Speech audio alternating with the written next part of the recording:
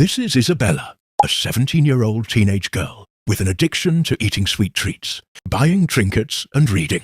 She was living her life perfectly fine until she stumbled upon a video.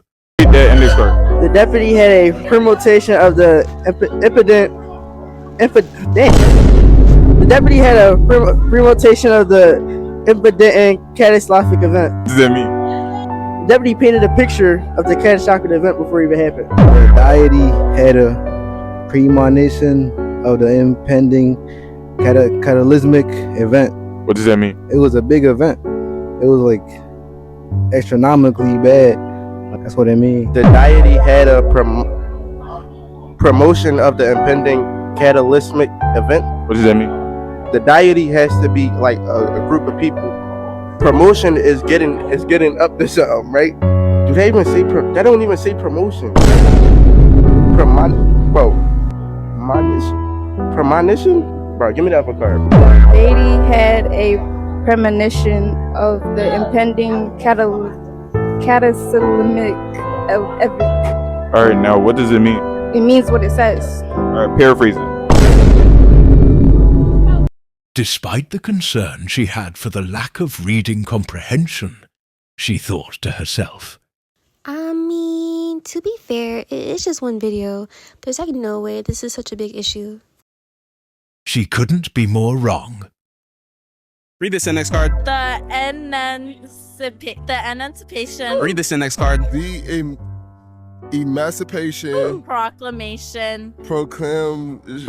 Read the index card. The animals, y'all bring closer, I can't read. President. The dogs unwatering loyalty. Actualized a systemic Affection, reflected and deeply. I don't know that word, not even lie. The Emancipation Proclamation Catalyzation Engraved development, Estimic reconstruction of A lot of big words. Reconstructing outer bellum. But it's hot, man. Emotional depending. the viral resilience. of antebellum. Soulless political. Social political. Just sound it out. No, let's do another card. Hierarchies. Carries. So it's safe to say I was pretty shocked when I discovered this reading trend all over TikTok, where time and time again it showed people, more specifically youth, who weren't able to read basic or moderately difficult sentences. But the more I thought about it, the more I realized how common this was. From my own experience, I've witnessed numerous peers not being able to read high school level sentences, often stuttering over words or simply skipping them altogether. This prompted me to question the startling decline of reading comprehension amongst students, leading me to ask the question, just why are literacy rates declining amongst youth, and what can we do to help solve this problem? But before I dove any deeper, I decided to test this problem out for myself. Hey guys, you can describe the entrepreneur describes the venture as deceptively lucrative and extraordinary.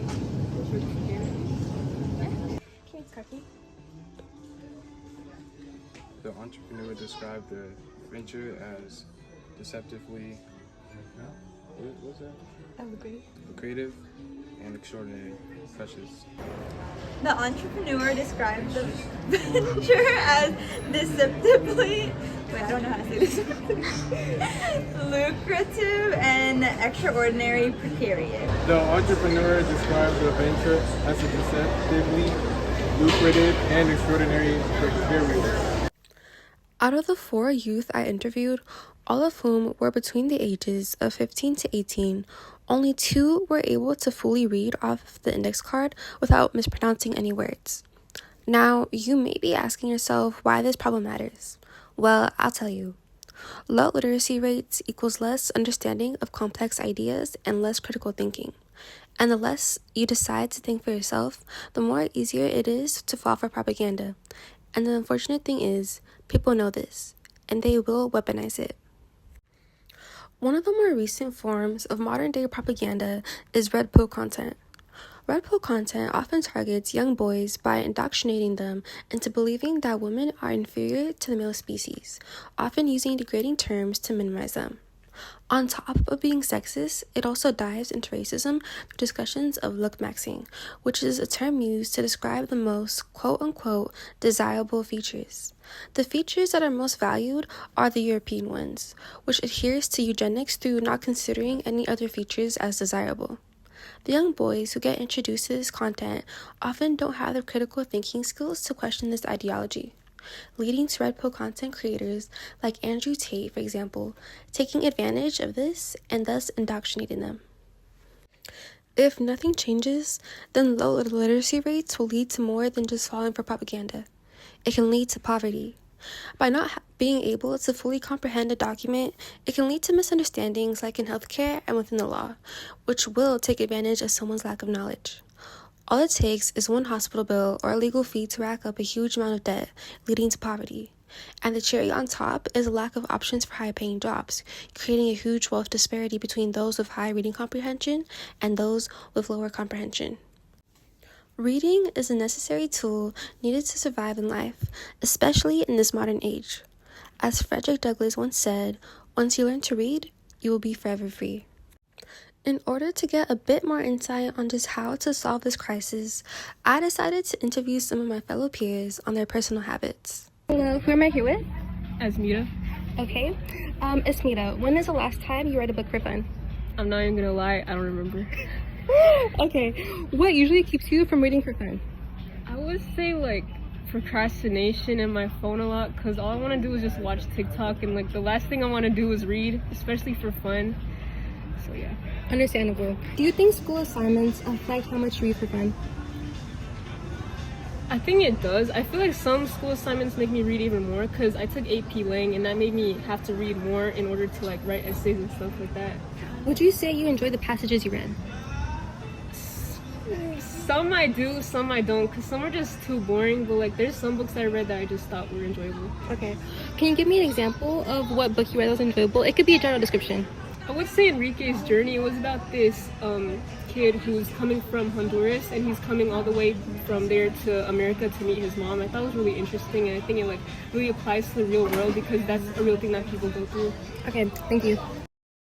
Okay, hello, who am I here with? Jeanette. Hello, Jeanette. When is the last time you read a book for fun? Probably maybe freshman year, actually.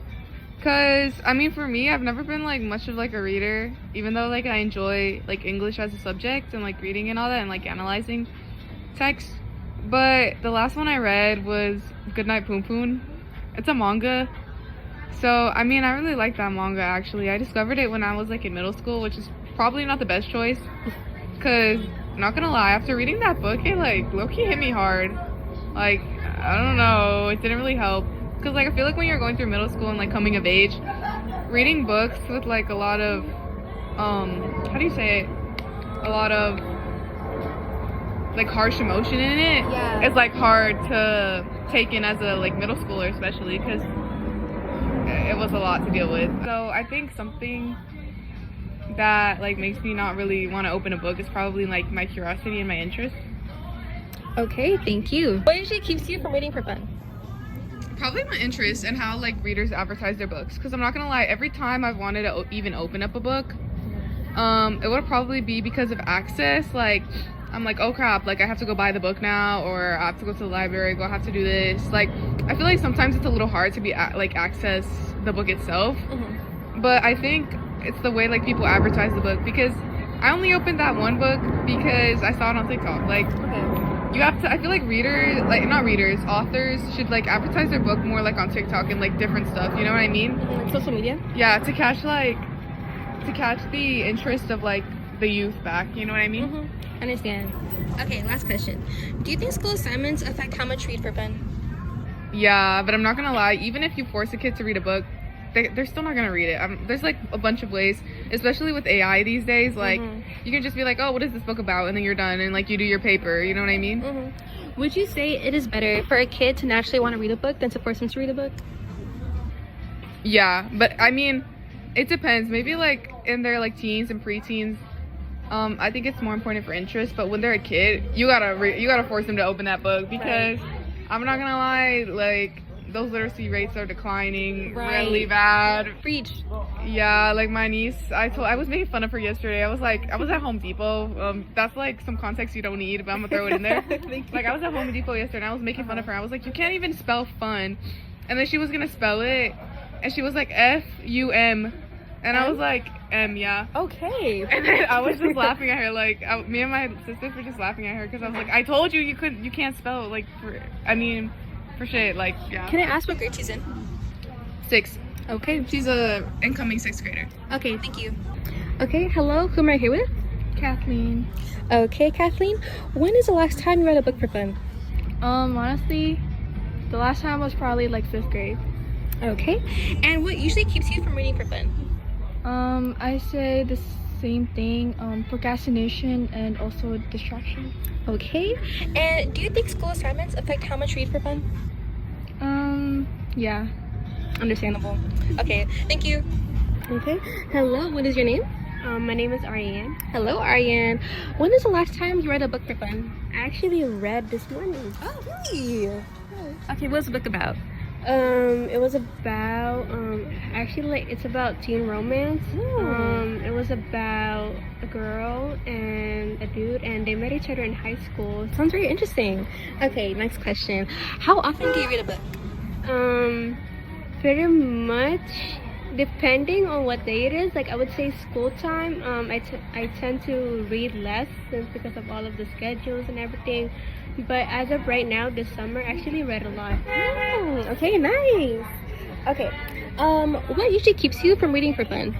I would say sometimes in school, I know there's some teachers, especially English teachers, that make you read books, but sometimes they're not really my cup of tea type of genre. Right.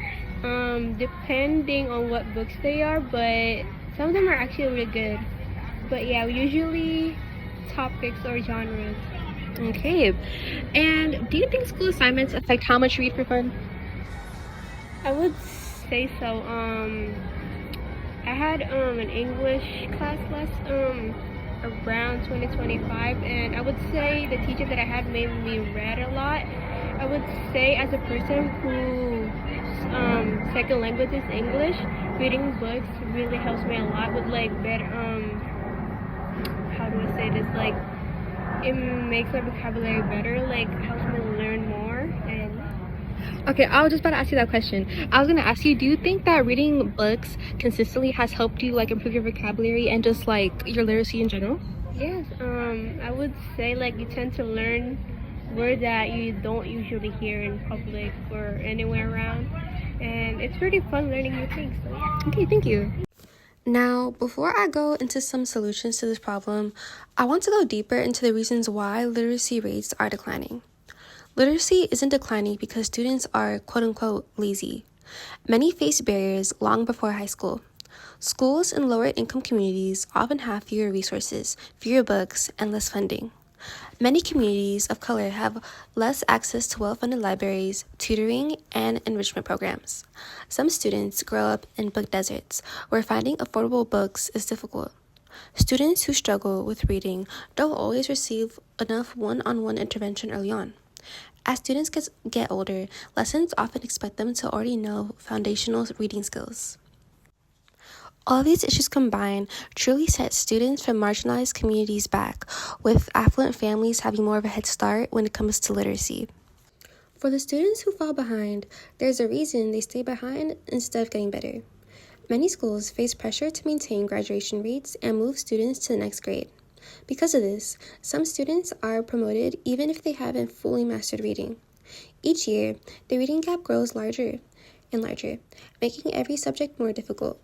By high school, struggling readers may avoid reading altogether because it feels frustrating or embarrassing. Without support, the cycle continues into adulthood, making illiterate adults. And many of the people I interviewed haven't read a book since elementary or middle school, showing the avoidance many high schoolers feel when it comes to reading books for fun, thus contributing to low literacy rates. And while these challenges are huge, they're not impossible to solve. Small changes from families, schools, and communities can make a real difference. Communities can host free book fairs with books from many different genres and reading levels. Local libraries can organize more teen-focused events, book clubs, and reading challenges. Schools can identify struggling readers earlier and provide additional reading support. And parents can also encourage reading in whatever format works best, even on a Kindle, phone, or tablet in this modern digital age. Let teens choose books they actually enjoy instead of only assigning required reading.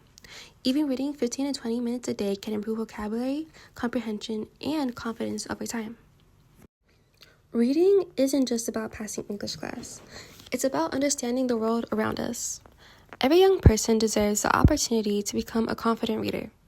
Improving literacy starts with giving every student the resources and support they need to succeed.